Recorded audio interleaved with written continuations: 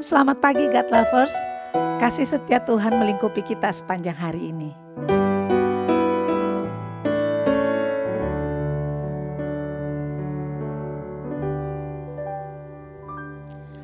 Bagaikan bejana siap dibentuk, demikian hidupku di tanganmu.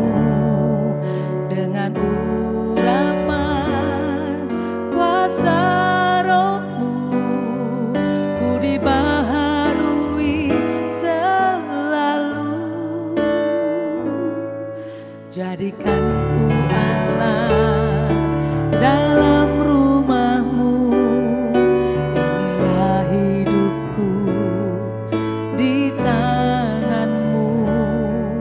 Bentuklah seluruh kehendakmu, pakailah sesuai rencanamu.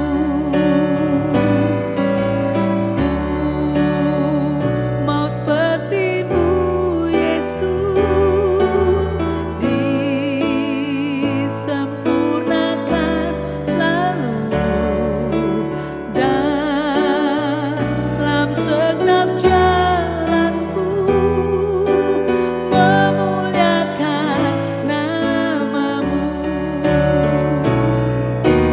Ku mau sepertimu Yesus, disempurnakan selalu dalam segenap jalanku, memuliakan namamu, memuliakan namamu.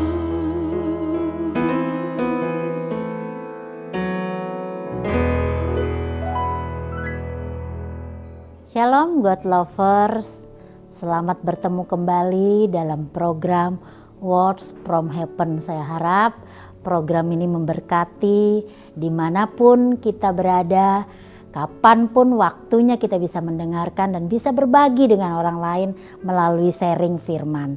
Hari ini saya akan membagikan sharing tentang lihatlah kepada kami. Kisah Para Rasul 3 ayatnya yang pertama sampai 10. Dalam kisah ini ada satu pribadi yang bernama Petrus yang begitu memiliki kelebihan dan percaya diri yang sangat luar biasa. Nah, God Lovers, seseorang yang memiliki kelebihan dan percaya diri itu akan berani berkata kepada orang lain, lihatlah kepada kami. Karena seseorang yang tidak memiliki kelebihan tidak akan pernah berani berkata, lihat kepada kami. Karena kelebihan inilah yang membuat seseorang percaya diri. Setiap orang itu berbeda-beda ya God Lover dalam hal kepercayaan dirinya. Ada yang memiliki kepandaian, ada yang memiliki kekayaan, kehebatan, prestasi, sehingga membuat mereka berani berkata, lihat saya. Apakah kelebihan Petrus dalam kisah ini God Lover? Petrus dan Yohanes dalam Kisah Para Rasul 3 itu mereka memiliki kelebihan yang pertama melalui ibadah. Pada suatu hari menjelang waktu sembahyang, yaitu jam 3 sore, naiklah Petrus dan Yohanes ke bait Allah. Nah, God Lover, apa yang menyebabkan Petrus dan Yohanes berani berkata kepada orang lumpuh ini? Di dalam kisah ini ada seorang lumpuh yang datang kepada Petrus dan Yohanes.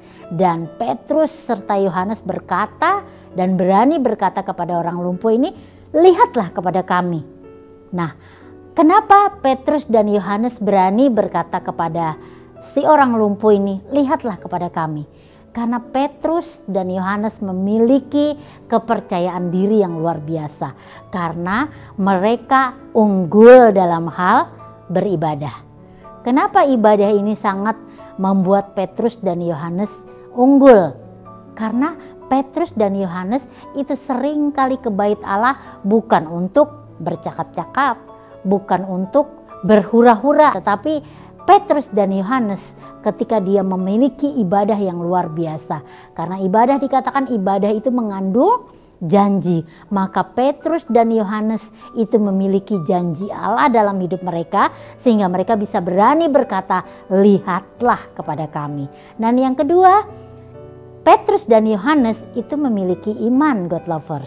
Mereka memiliki kelebihan yang berikutnya adalah memiliki iman. Seringkali iman ini timbul dari pendengaran akan firman Tuhan. Ketika mereka sibuk dengan segala hal di dunia ini yang mereka kerjakan, mereka memiliki iman yang luar biasa. Mereka memiliki sesuatu yang bisa mereka berikan. Selain mereka beribadah kepada Tuhan, mereka memiliki iman. Karena tanpa iman, seseorang tidak bisa menghadap Tuhan. Iman itu bisa mengalahkan segala sesuatu, karena iman dikatakan iman adalah dasar dari segala sesuatu. Makanya Petrus dan Yohanes bisa berkata, emas dan perak tidak ada padaku, tetapi apa yang kupunya kuberikan kepadamu. Apakah keistimewaan iman yang sudah diucapkan Petrus? Petrus itu sudah sering, God lover, melihat Yesus menyembuhkan orang. Namun Petrus sekarang harus mempraktekkan iman itu, menyembuhkan secara langsung. Bagaimana Petrus bisa menyembuhkan orang lumpuh kalau dia tidak pernah melihat? Bagaimana Petrus dan Yohanes bisa membuat orang lumpuh ini percaya kepada mereka kalau Petrus tidak memiliki iman bahwa dia melihat secara langsung bagaimana Yesus menyembuhkan orang lumpuh. Ada sesuatu kekuatan yang bisa kita demonstrasikan di tengah-tengah orang di sekitar kita. Bukan emas, melainkan iman dalam nama Yesus. Nah, yang berikutnya adalah kasih. Petrus dan Yohanes memiliki keunggulan dalam kasih. Lalu ia memegang tangan kanan orang itu dan membantunya berdiri. Sebagai orang yang melakukan ibadah kasih, jangan hanya menjadi pengajaran, melainkan harus dipraktekkan.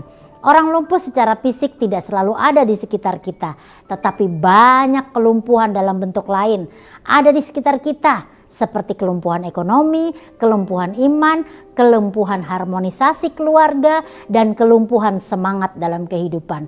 Keunggulan kita Kristiani adalah dibutuhkan untuk mengatasi kelumpuhan tersebut. Nah, God lover, bagaimana kita bisa memiliki kasih dalam hidup ini kalau kita tidak memiliki ibadah yang sungguh-sungguh kepada Tuhan, memiliki iman yang percaya sepenuhnya kepada Tuhan, dan memiliki kasih dalam hidup kita. Kasih itu bukan hanya sekedar ucapan, karena dikatakan Allah adalah kasih. Kita sebagai anak-anak Tuhan, kita juga dituntut, God lover, bukan hanya bisa berkata saya mengasihi engkau, tetapi tanpa praktek. Karena dalam kehidupan kita banyak sekali orang yang kecewa dengan berbagai macam hal yang terjadi ketika orang hanya berkata dan memamerkan segala kekayaan, memamerkan emas dan perak, memamerkan segala kemampuan mereka, tetapi mereka tidak memiliki kasih. Tapi sebagai orang Kristiani, kita dituntut untuk mempraktekkan kasih, bukan hanya sebagai perkataan, tapi juga sebagai perbuatan. Karena kasih itu disukai oleh agama manapun, kasih itu disukai oleh suku, bahkan bangsa manapun. Makanya Tuhan berkata, kasihilah sesamamu manusia seperti dirimu sendiri. Mari kita berdoa. Terima kasih Tuhan, Engkau mengajarkan banyak hal bagi kami untuk kami memiliki ibadah yang sejati, iman yang sejati, bahkan kasih yang berani mempraktekkan kepada orang di sekitar kami. Sehingga kami tidak hanya pandai berkata-kata, tapi kami juga pandai mempraktekkannya dalam kehidupan kami. Dalam nama Yesus kami mengucap doa dan syukur. Amin. God lover, diharapkan bisa membagikan link YouTube ini, renungan ini kepada saudara, kerabat, teman, bahkan orang-orang yang sangat membutuhkan kasih. Karena di dunia ini teman-teman, banyak sekali orang yang memerlukan kasih, banyak sekali orang yang membutuhkan pertolongan. Tetapi maukah kita sebagai anak-anak Tuhan, sebagai orang yang sudah menerima banyak dari Tuhan, memberikan juga banyak buat pelayanan-pelayanan Tuhan. Karena dari situlah kita dilihat sebagai orang-orang yang sangat diberkati, orang-orang yang menerima Yesus, orang-orang yang berbeda dari orang dunia, orang-orang yang senantiasa diberkati dalam segala hal. Terima kasih, Tuhan Yesus memberkati.